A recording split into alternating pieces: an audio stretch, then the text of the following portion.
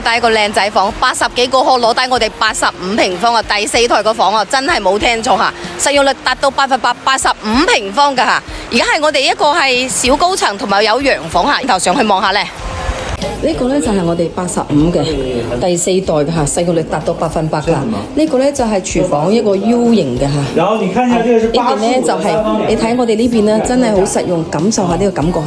我哋大概80幾個可以攞低我哋呢套咁喎，80幾個冇聽錯嚇，仲係第4代嚇，精裝修嚇。今年呢7月份基做交樓㗎啦嚇。你睇到呢個樣板間靚仔，呢個係公衞嚇，呢邊嘅房啊，呢個係我哋睇下第3個房係主人房嚇。如果你睇靚唔靚仔啊，單價圍到係9000幾平方啊，咁但係我哋呢樓層呢都係我哋小高層嚟㗎啊。如果係想考慮呢啲呢，大概首期呢俾啲呢套房呢80幾個就可以攞低啊。關注吳小姐，咁多靚仔房介紹俾你啊！